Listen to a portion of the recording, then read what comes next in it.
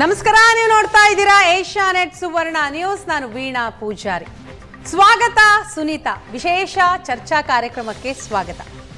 ಸುದೀರ್ಘ 9 ತಿಂಗಳ ಬಳಿಕ ಭಾರತ ಮೂಲದ ನಾಸಾ ವಿಜ್ಞಾನಿ ಸುನೀತಾ ವಿಲಿಯಮ್ಸ್ ಮತ್ತು ಬುಚ್ ವಿಲ್ಮೇರ್ ಭೂಮಿಗೆ ವಾಪಸ್ ಆಗ್ತಾ ಇದ್ದಾರೆ. ಭೂಮಿಗೆ ವಾಪಸ್ ಆಗುವ ಕನಸು ಈ ಮೂಲಕ ನನಸಾಗ್ತಾ ಇದೆ. ಜೂನ್ 5, 2024ಕ್ಕೆ 8 ದಿನಗಳಿಗೋಸ್ಕರ ಹೋಗಿದ್ದಂತಹ ಸುನೀತಾ ವಿಲಿಯಮ್ಸ್ ಹಾಗೂ ಬುಚ್ ವಿಲ್ಮೇರ್ ಅಲ್ಲಿ ಗಗನ ನೌಕೆಯಲ್ಲಿ ತಾಂತ್ರಿಕ ದೋಷ ಕಂಡು ಬಂದಂತಹ ಹಿನ್ನೆಲೆಯಲ್ಲಿ ವಾಪಸ್ ಬರೋದಿಕ್ಕೆ ಆಗೇ ಇರಲಿಲ್ಲ. 9 ತಿಂಗಳಾಗೋಯ್ತು. ಯಾವಾಗ ಬರ್ತಾರಪ್ಪ ಅನ್ನುವಂತಹ ಪ್ರಶ್ನೆ ಇತ್ತು. ಈಗ ಕೊನೆಗೂ ಕೂಡ ಆ ಪ್ರಶ್ನೆಗೆ ಉತ್ತರ ಸಿಕ್ಕಿದೆ. ಅವರು ಭೂಮಿಗೆ ವಾಪಸ್ ಆಗೋದಿಕ್ಕೆ ಕೌಂಟ್ ಡೌನ್ ಕೂಡ ಶುರುವಾಗಿದೆ. ಈಗಾಗಲೇ ನಾಸಾ ಹಾಗೂ ಉದ್ಯಮಿ ಎಲಾನ್ ಮಸ್ಕ್ ಅವರ ಸ್ಪೇಸ್ ಎಕ್ಸ್ ಜಂಟಿ ಕಾರ್ಯಾಚರಣೆ ಶುರುವಾಗಿದೆ. ಈಗ ಅಂತಾರಾಷ್ಟ್ರೀಯ ಬಾಹ್ಯಾಕಾಶ ನಿಲ್ದಾಣದಿಂದ ಸುನೀತಾ ವಿಲಿಯಮ್ಸ್ ಮತ್ತು ಬುಚ್ ವಿಲ್ಮೇರ್ ಭೂಮಿಗೆ ವಾಪಸ್ ಆಗ್ತಾ ಇದ್ದಾರೆ. ನಾಳೆ ಬೆಳಗ್ಗಿನ ಜಾವ 3 ಗಂಟೆಯ ಹೊತ್ತಿಗೆ ಸುನೀತಾ ವಿಲಿಯಮ್ಸ್ ಮತ್ತು ಬುಚ್ ವಿಲ್ಮೇರ್ ಭೂಮಿಗೆ ವಾಪಸ್ ಆಗ್ತಾರೆ. 8 ದಿನಗಳ ಕಾರ್ಯಾಚರಣೆ ಅಂತ ಹೋದಂಥವ್ರು 9 ತಿಂಗಳ ಬಳಿಕ ವಾಪಸ್ ಆಗಿರೋದು. ಬಾಹ್ಯಾಕಾಶ ಕ್ಷೇತ್ರದಲ್ಲಿ ಭಾರತಕ್ಕೆ ನಾಳೆ ಬಹಳ ಮಹತ್ವದ ದಿನ. ಗಟ್ಟಿಗಿತ್ತಿ ಸುನೀತಾ ವಿಲಿಯಮ್ಸ್ ಈಗ ವಾಪಸ್ ಆಗೋದಿಕ್ಕೆ ಕೌಂಟ್ ಡೌನ್ ಶುರುವಾಗಿದೆ. 284 ದಿನದ ಬಳಿಕ ಅಂತಾರಾಷ್ಟ್ರೀಯ ಬಾಹ್ಯಾಕಾಶ ನಿಲ್ದಾಣದಿಂದ ಭೂಮಿಗೆ ವಾಪಸ್ ಆಗ್ತಾ ಇದ್ದಾರೆ. ಬೆಳಿಗ್ಗೆ 3 ಗಂಟೆ 27 ನಿಮಿಷಕ್ಕೆ ಭೂಮಿಗೆ ಬರ್ತಾರೆ ಅಂತ ಮಾಹಿತಿಗಳು ಸಿಗ್ತಾ ಇದೆ. ಫ್ಲೋರಿಡಾದ ಕಡಲ ತೀರಕ್ಕೆ ಗಗನ ಯಾತ್ರಿಗಳು ಬರಲಿದ್ದಾರೆ. ನಾಸಾ ಮತ್ತು ಸ್ಪೇಸ್ ಎಕ್ಸ್ ಜಂಟಿ ಮೆಗಾ ಆಪರೇಷನ್ 9 ತಿಂಗಳು ಅಂತಾರಾಷ್ಟ್ರೀಯ ಬಾಹ್ಯಾಕಾಶ ನಿಲ್ದಾಣ ISS ನಲ್ಲಿ ಲಾಕ್ ಆಗಿದ್ರು. ಭೂಮಿಗೆ ಬಂದ ನಂತರ ಏನಾಗುತ್ತೆ? ಅಲ್ಲೂ ಕೂಡ ಸಮಸ್ಯೆ ಇದೆ. ಅದು ಬಹಳ ಇಂಪಾರ್ಟೆಂಟ್. ಆ ಸಮಸ್ಯೆಯನ್ನು ಕೂಡ ಯಶಸ್ವಿಯಾಗಿ ಜಯಿಸಬೇಕಾಗಿದೆ. ಏಷ್ಯಾನೆಟ್ ಸುವರ್ಣ ನ್ಯೂಸ್ನಲ್ಲಿ ಇಂಚಿಂಚು ಮಾಹಿತಿಯನ್ನ ನಿಮ್ಮ ಮುಂದೆ ಇಡ್ತಾ ಹೋಗ್ತೀವಿ. ಉದ್ಯಮಿ ಎಲಾನ್ ಮಸ್ಕ್ ಅವರ ಸ್ಪೇಸ್ ಎಕ್ಸ್ ಇವರನ್ನ ಮರಳಿ ಭೂಮಿಗೆ ಕರೆತರ್ತಾ ಇದೆ. ಈ ಮೂಲಕ ಇಬ್ಬರು ಗಗನಯಾನಿಗಳ ತ್ರಿಶಂಕು ಸ್ಥಿತಿ ಏನಿದೆ ಅದು ಕೊನೆಗೂ ಕೂಡ ಮುಕ್ತಿಯಾಗಲಿದೆ. ಈ ರಕ್ಷಣಾ ಕಾರ್ಯಾಚರಣೆ ಈ ಹಿಂದೆನೇ ಆಗಬೇಕಾಗಿತ್ತು. ಆದರೆ ಅಲ್ಲೂ ಕೂಡ ಹಲವು ತಾಂತ್ರಿಕ ತೊಂದರೆಗಳಿತ್ತು. ಹಾಗಾಗಿ ಪದೇ ಇದನ್ನ ಪೋಸ್ಟ್ಪೋನ್ ಮಾಡಬೇಕಾಗಿತ್ತು, ಮುಂದೂಡಿಕೆ ಮಾಡಬೇಕಾಯಿತು. 9 ತಿಂಗಳ ಅವಧಿಯಲ್ಲಿ ಸುನೀತಾ ವಿಲಿಯಮ್ಸ್ ಮತ್ತು ಬುಚ್ ವಿಲ್ಮೇರ್ ಅಂತಾರಾಷ್ಟ್ರೀಯ ಬಾಹ್ಯಾಕಾಶ ನಿಲ್ದಾಣದಲ್ಲಿ ಹೇಗಿದ್ರು, ಏನ್ ಮಾಡಿದ್ರು ಅನ್ನೋದು ಬಹಳಷ್ಟು ಕುತೂಹಲವನ್ನ ಕೆರಳಿಸಿದೆ. ಬಹಳಷ್ಟು ಪ್ರಶ್ನೆಗಳಿದೆ. ಈಗ ಭೂಮಿಗೆ ವಾಪಸ್ ಆಗ್ತಾ ಇದ್ದಾರೆ. ಕೌಂಟ್ ಡೌನ್ ಕೂಡ ಶುರುವಾಗಿದೆ. ಜೂನ್ 5, 2024ರಂದು ಬೋಯಿಂಗ್ ಸಂಸ್ಥೆಯ ಸ್ಟಾರ್ ಲೈನರ್ ಗಗನ ನೌಕೆಯಲ್ಲಿ ಸುನೀತಾ ಮತ್ತು ಬುಚ್ ವಿಲ್ಮೇರ್ ISS ನತ್ತ ಪ್ರಯಾಣ ಬೆಳೆಸಿರ್ತಾರೆ. 8 ದಿನಗಳ ಕಾರ್ಯಾಚರಣೆ ಅಂತ ತೆರಳಿರ್ತಾರೆ. ಅದಾದ ನಂತರ ಮರಳಬೇಕಾಗಿತ್ತು, ಆದರೆ ಬರೋದಕ್ಕೆ ಆಗಿರೋದಿಲ್ಲ. ಕಾರಣ ಗಗನ ನೌಕೆಯಲ್ಲಿ ಕಂಡು ಬಂದಂತಹ ತಾಂತ್ರಿಕ ಸಮಸ್ಯೆ. ಈಗ ಉದ್ಯಮಿ ಎಲಾನ್ ಮಸ್ಕ್ ಅವರ ಸ್ಪೇಸ್ ಎಕ್ಸ್ ಇವರನ್ನ ಮರಳಿ ಭೂಮಿಗೆ ಕರೆತರ್ತಾ ಇದೆ. ಒಂದು ಮಾಹಿತಿಯ ಪ್ರಕಾರ ಬೆಳಿಗ್ಗೆ 8:30ಕ್ಕೆ ಇವರು ಭೂಮಿಯತ್ತ ಪ್ರಯಾಣವನ್ನ ಬೆಳೆಸಿದ್ದಾರೆ. ಇಬ್ಬರು ಗಗನಯಾನಿಗಳ ತ್ರಿಶಂಕು ಸ್ಥಿತಿಗೆ ನಾಳೆ ಬೆಳಿಗ್ಗೆ ಮುಕ್ತಿ ಸಿಗ್ತಾ ಇದೆ.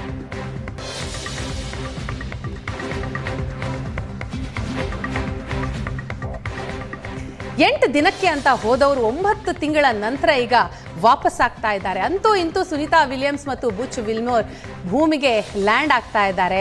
ಸೊ ಬಹಳ ಕುತೂಹಲವನ್ನ ಕೆರಳಿಸಿದೆ. ಯಾವ ರೀತಿ ಅವರು ಲ್ಯಾಂಡ್ ಆಗ್ತಾರೆ, ಸೊ ಅಲ್ಲಿ 9 ತಿಂಗಳು ಯಾವ ರೀತಿಯಾಗಿದ್ರು, ಈಗ ಬಂದ ಮೇಲೆ ಏನಾಗುತ್ತೆ, ಬಂದ ನಂತರ ಏನೆಲ್ಲ ಚಾಲೆಂಜಸ್ ಅನ್ನು ಅವ್ರು ಫೇಸ್ ಮಾಡಬೇಕು, ಏನೆಲ್ಲ ಸಮಸ್ಯೆಗಳು ಅವರನ್ನ ಕಾಡುತ್ತೆ, ಭೂಮಿಗೆ ಮರಳಿದ ನಂತರವೂ ಕೂಡ ಅವ್ರಿಗೆ ಸುಲಭ ಇರೋದಿಲ್ಲ ಜೀವನ ಮಾಡೋದು.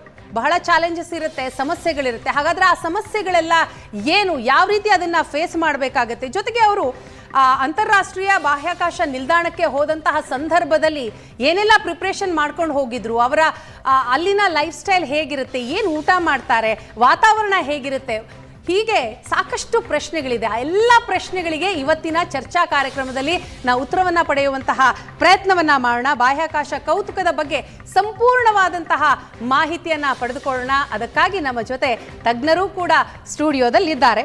ಮೊದಲನೇದಾಗಿ ನೆಹರು ತಾರಾಲಯದ ನಿರ್ದೇಶಕರು ಡಾಕ್ಟರ್ BR ಗುರುಪ್ರಸಾದ್ ಅವರು ನಮ್ಮ ಜೊತೆ ಸ್ಟುಡಿಯೋದಲ್ಲಿದ್ದಾರೆ. ಸರ್ ನಮಸ್ತೆ, ಕಾರ್ಯಕ್ರಮಕ್ಕೆ ಸ್ವಾಗತ. ಇವ್ರ ಬಗ್ಗೆ ಹೇಳಬೇಕು ಅಂತಂದ್ರೆ 38 ವರ್ಷ ಇಸ್ರೋದಲ್ಲಿ ಉಪಗ್ರಹ ವಿಜ್ಞಾನಿಯಾಗಿ ಕಾರ್ಯನಿರ್ವಹಿಸಿದ್ದಾರೆ. ನಂತರ 14 ವರ್ಷ ಸಾರ್ವಜನಿಕ ಸಂಪರ್ಕ ಅಧಿಕಾರಿಯಾಗಿಯೂ ಕೂಡ ಕಾರ್ಯನಿರ್ವಹಿಸಿದ್ದಾರೆ. ಸೊ ಇವರಿಂದ ತಿಳಿಯೋದು ಬಹಳ ಇದೆ. ಸೊ ಅಲ್ಲೇನಾಗಿತ್ತು, ಬಂದ ನಂತರ ಏನಾಗುತ್ತೆ, ಇದೆಲ್ಲವನ್ನು ಕೂಡ ಮಾತನಾಡ್ತಾ ಹೋಗೋಣ. ಜೊತೆಗೆ ಬಾಹ್ಯಾಕಾಶ ವಿಶ್ಲೇಷಕರಾದಂತಹ ಗಿರೀಶ್ ಲಿಂಗಣ್ಣವರಿದ್ದಾರೆ. ಗಿರೀಶ್ ಅವರೇ, ಕಾರ್ಯಕ್ರಮಕ್ಕೆ ಸ್ವಾಗತ ತಮಗೆ. ಗುರುಪ್ರಸಾದ್ ಸರ್, ತಮ್ಮಿಂದನೇ ನಾನು ಚರ್ಚೆಯನ್ನು ಆರಂಭಿಸ್ತೀನಿ. 8 ದಿನಕ್ಕಂತ ಹೋದವರು ಈಗ 9 ತಿಂಗಳಾಗಿದೆ, 284 ದಿನ ಅಲ್ಲೇ ಇದ್ದು ಈಗ ವಾಪಸ್ ಆಗ್ತಾ ಇದ್ದಾರೆ. ಸೊ ಬರ್ತಾರೋ ಇಲ್ವೋ ಅನ್ನುವಂಥ ಕ್ವಶನ್ ಮಾರ್ಕ್ ಇತ್ತು. ಸೊ ಅದಕ್ಕೆ ನಾಳೆ ಉತ್ತರ ಸಿಗುತ್ತೆ. ಯಾಕೆ ಸರ್ ಡಿಲೇ ಆಗಿದ್ದು, ಯಾಕೆ, ಏನು ತೊಂದರೆ ಆಯಿತು? ನಮಸ್ಕಾರ ಎಲ್ರಿಗೂ. ಇಲ್ಲಿ ನಾವು ಸುನೀತಾ ವಿಲಿಯಮ್ಸ್ ಅವರು 8 ದಿನಗಳ ಮಟ್ಟಿಗೆ ಹೋಗಿ ಅಂತರಿಕ್ಷಕ್ಕೆ ಯಾನ ಮಾಡುವ ಸಲುವಾಗಿ ಹೋದರು. 285 ದಿವಸ ಅಲ್ಲಿ ಇದ್ದು ಬರ್ತಾ ಇದ್ದಾರೆ ಅಂತ ಹೇಳ್ತಾ ಇದ್ದೀವಿ. ಇದರಲ್ಲಿ ಒಂದಷ್ಟು ವಿಚಾರಗಳನ್ನು ನಾನು ಕ್ಲಾರಿಫೈ ಮಾಡೋದಕ್ಕೆ, ಅಂದರೆ ಅರ್ಥೈಸೋದಕ್ಕೆ ನಾನು ಪ್ರಯತ್ನ ಪಡ್ತೀನಿ. ನೋಡಿ, ಸುನೀತಾ ವಿಲಿಯಮ್ಸ್ ಅವರು ಅಂತರಿಕ್ಷಕ್ಕೆ ತೆರಳಿದ್ದು ಜೂನ್ 5, 2024ರಂದು ಸ್ಟಾರ್ ಲೈನರ್ ಅನ್ನುವಂತಹ ಒಂದು ಪುಟ್ಟ ನೌಕೆಯಲ್ಲಿ ಕೆಲವೇ ಜನ ಕೂತ್ಕೊಳ್ಳೋಣ, 4 ಜನ ಅಂತ ಅಂದ್ಕೊಳ್ಳೋಣ, ಕೂತ್ಕೊಳ್ಳುವಂತಹ ನೌಕೆ. ಈ ನೌಕೆಯ ಕಾರ್ಯಕ್ರಮ ಏನಿತ್ತಪ್ಪ ಅಂದರೆ, ಇದು ಅಂತರಿಕ್ಷಕ್ಕೆ ತೆರಳಿ 400 ಕಿಲೋಮೀಟರ್ ಎತ್ತರದಲ್ಲಿ ಸುತ್ತುತ್ತಿರುವಂತಹ ಒಂದು ಫುಟ್ಬಾಲ್ ಫೀಲ್ಡ್ನಷ್ಟು ದೊಡ್ಡದಾದ ಅಂತಾರಾಷ್ಟ್ರೀಯ ಅಂತರಿಕ್ಷ ನಿಲ್ದಾಣ, ಇಂಟರ್ನ್ಯಾಷನಲ್ ಸ್ಪೇಸ್ ಸ್ಟೇಷನ್ ಅಂತ ಏನು ಹೇಳ್ತೀವಿ, ಅದನ್ನು ಕೂಡ್ಕೋಬೇಕು. ಅಲ್ಲಿ ಈ ಇಬ್ಬರು ಈಗ ಆ ವೇಳೆಗಾಗಲೇ ಅನೇಕ ಗಗನಯಾತ್ರಿಗಳು ಅಲ್ಲಿ ವಾಸಿಸ್ತಾ ಇದ್ರು. ಅವ್ರ ಜೊತೆ ಒಂದು ವಾರದ ಕಾಲ ವಾಸ ಮಾಡಿ ಪುನಃ ಅದರಿಂದ ಬೇರ್ಪಟ್ಟು, ಅಂತಾರಾಷ್ಟ್ರೀಯ ಅಂತರಿಕ್ಷ ನಿಲ್ದಾಣದಿಂದ ಬೇರ್ಪಟ್ಟು ಪುನಃ ಭೂಮಿಗಿಳಿಬೇಕು, ಈ ಕಾರ್ಯಕ್ರಮ ಇತ್ತು. ಆದರೆ ಈ ಸ್ಟಾರ್ ಲೈನರ್ ಅನ್ನುವಂತಹ ಒಂದು ನೌಕೆ ಅಂತರಿಕ್ಷಕ್ಕೆ ತೆರಳಿ ಅಂತಾರಾಷ್ಟ್ರೀಯ ಅಂತರಿಕ್ಷ ನಿಲ್ದಾಣವನ್ನು ಸಮೀಪಿಸುವುದಕ್ಕೆ ಮೊದಲೇ ಅನೇಕ ತಾಂತ್ರಿಕ ತೊಂದರೆಗಳನ್ನು ಅನುಭವಿಸ್ತು. ಹಾಗಾಗಿ ಅದು ಕೂಡ್ಕೊಳ್ತು. ಅಂತಾರಾಷ್ಟ್ರೀಯ ಅಂತರಿಕ್ಷ ನಿಲ್ದಾಣನ ಸುನೀತಾ ವಿಲಿಯಮ್ಸ್, ಬುಚ್ ವಿಲ್ಮೋರ್ ಇಬ್ಬರು ಹೋದರು ಒಳಗೆ. ಆದರೆ ಅವರನ್ನು ಅದೇ ನೌಕೆಯಲ್ಲಿ ಭೂಮಿಗೆ ಕರೆತರುವಂತಹ ಒಂದು ಧೈರ್ಯ ನಾಸಾಗೆ ಬರಲಿಲ್ಲ. ಯಾಕಂದರೆ ಅದರಲ್ಲಿ ಅದಕ್ಕೆ ಸಂಬಂಧಪಟ್ಟಂತೆ ಕೆಲವು ತಾಂತ್ರಿಕ ತೊಂದರೆಗಳು ಪ್ರಮುಖವಾದವು ಕಂಡುಬಂದವು.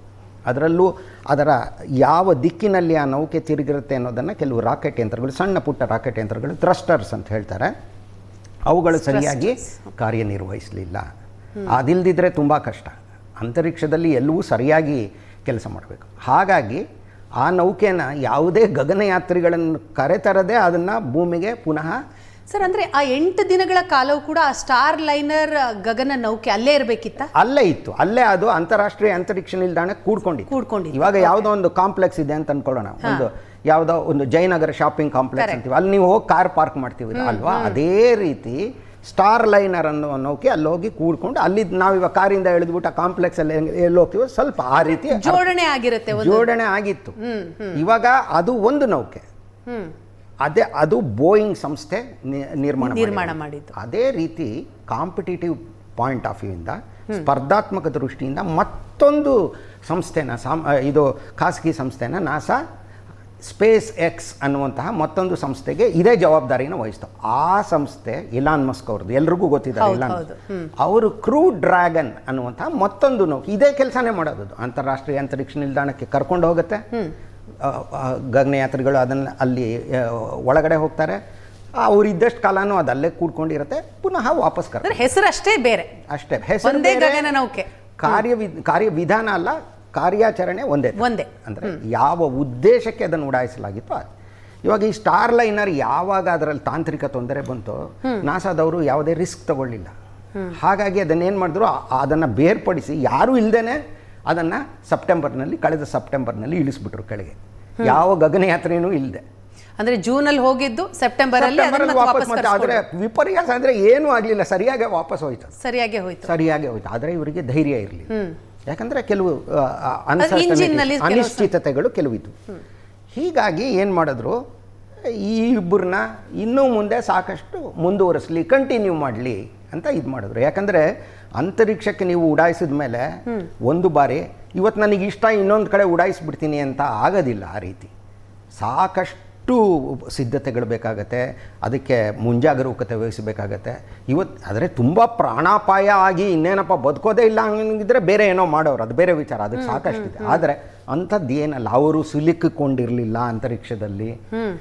ಆಹಾರಕ್ಕೆ ತೊಂದರೆ ಇರಲಿಲ್ಲ, ನೀರಿಗೆ ತೊಂದರೆ ಇರಲಿಲ್ಲ, ಗಾಳಿಗೆ ತೊಂದರೆ ಇರಲಿಲ್ಲ, ಆರೋಗ್ಯಕ್ಕೂ ಏನು ತೊಂದರೆ ಇಲ್ಲ. ಸುನೀತಾ ವಿಲಿಯಮ್ಸ್ ಅವರೇ ಹೇಳಿದ್ದಾರೆ. ಆದರೆ ವರದಿಗಳು ಹೇಳ್ತಾ ಇರೋದು ಅಯ್ಯೋ ಅವ್ರಿಗೆ ಅಪಾಯ ಆಗೋಗಿದೆ, ಅವ್ರಿಗೆ ತೂಕ ಕಮ್ಮಿ ಆಗೋಯ್ತು, ಅವ್ರಿಗೆ ಹುಷಾರಿಲ್ಲ, ಅದೆಲ್ಲ ಏನೂ ಇಲ್ಲ. ನೋಡಿ ಎಷ್ಟು ನೀವು ಗಟ್ಟಿಗಿತ್ತಿ ಅನ್ನೋ ಪದ ಉಪಯೋಗಿಸಿದ್ರಿ. ಖಂಡಿತ ಅವರು ಗಟ್ಟಿಗಿತ್ತಿ. ನಾನೇ ಸುನೀತಾ ವಿಲಿಯಮ್ಸ್ ಅವ್ರ ಜೊತೆ ಅರ್ಧ ದಿವಸ ಇದ್ದೆ 2007ರಲ್ಲಿ. ನನ್ನ ಹತ್ರ ಚಿತ್ರಗಳಿದೆ. ಆವಾಗ ಡಜನ್ ಗಟ್ಟಲೆ ಜನ, 50-60 ಜನ ಅವರ ಹಸ್ತಾಕ್ಷರಕ್ಕಾಗಿ ಒಬ್ಬರಾದ್ಮೇಲೆ ಒಬ್ಬರು ನಿಂತ್ಕೋತಾ ಇದ್ದಾರೆ. ನಾನು ಪಕ್ಕದಲ್ಲೇ ಇದ್ದೇ ಇಲ್ಲೇ. ಆದರೆ ಒಂದು ಚೂರು ಬೇಜಾರಿಸ್ಕೊಳ್ದೆ. ಅಷ್ಟು ಜನಕ್ಕೂ ನಗ್ನಗ್ತಾನೆ ಅವತ್ತು ಎಂಥ ಗಟ್ಟಿಗಿತ್ತಿ ಇವರು ನಾನು ಅಂದ್ಕೊಂಡೆ. ಆ ಗಟ್ಟಿಗಿತ್ತಿತನ ಇವತ್ತು 8 ದಿನಗಳ ಬದಲು 9 ತಿಂಗಳುಗಳ ಕಾಲ ಅವರು ವಾಸಿಸಿ ಯಾವುದೇ ಋಣಾತ್ಮಕವಾಗಿ ನೆಗೆಟಿವ್ ಆಗಿ ಮಾತಾಡದೆ, ಇದೆಲ್ಲ ಚಾಲೆಂಜ್ ಅನ್ನೋದು, ಈ ಸವಾಲುಗಳು ಇದ್ದಿದ್ದೇ ಅಂತ ಹೇಳಿ ಇವಾಗ ಹಿಂತಿರುಗಿ ಬರ್ತಾ ಇದ್ದಾರೆ.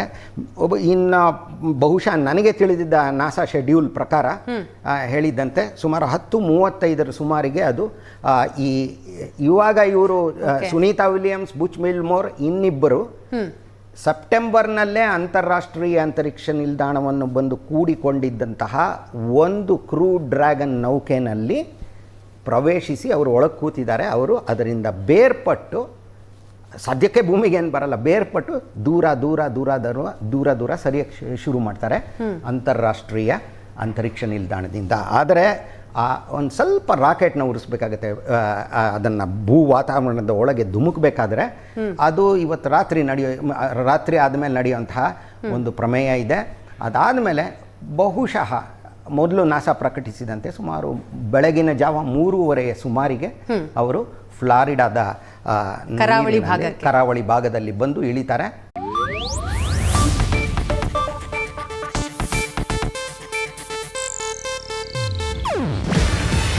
ಇದು ಏಷ್ಯಾನೆಟ್ ನ್ಯೂಸ್ ನೆಟ್ವರ್ಕ್ ಪ್ರಸ್ತುತಿ.